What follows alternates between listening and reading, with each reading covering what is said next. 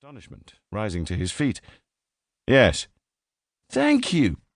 Thank you so much." As the inspector was enjoying his shower, it occurred to him that the poor bastard probably hadn't bathed in God knows how long. When he finished, he went back out on the veranda. The rain was coming down hard. "Would you like a shower?" The man looked at him, at a loss for words. "Are you serious?" "I'm serious." "It's all I ever dream about.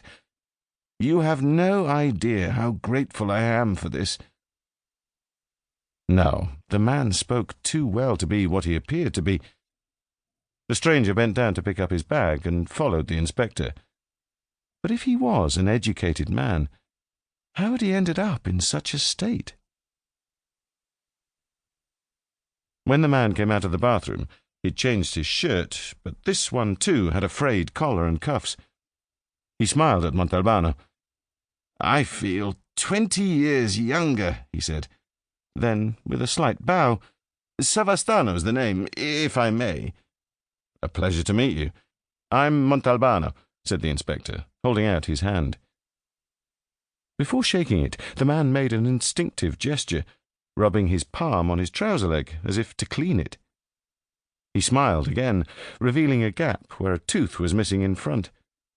"I know who you are, you know. One night in a bar, I saw you on television."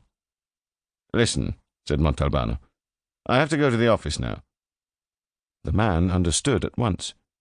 He bent down to pick up his bag and went out onto the veranda.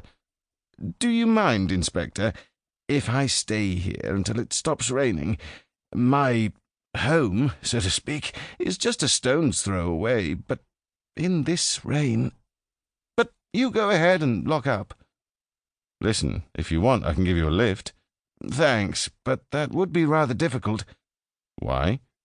"Because I live in a cave halfway up the hill of Marl, directly behind your house." Well, living inside a cave was still better than lying down under the columned portico of the town hall with cardboard boxes for blankets. "You can stay as long as you like. Have a good day." He reached into his pocket for his wallet, took out a €20 note, and held it out to the man. "No, thank you. You've already done so much for me," he said decisively. Montalbano didn't insist. As he closed the French windows, he heard the man whistling again. He was good. Damned good. Almost as good as the bird in his dream. The moment the inspector set foot in the station, Cattarella put down his telephone receiver and yelled, "Oh, Chief! Chief! I was just trying to call you at home." "Why, what is it?" "There's a murder, that's what. Fazio just now went to the scene of the crime, and he wanted you to go to the scene where he's on the scene, and that's why I was calling you at home first thing in the morning." "Okay, fine. Where is this place?" "I wrote it down on a piece of paper. Here it is. Villino Pariella, in Toscana district." "And where is this Villino Pariella?" "In Toscana district, Chief."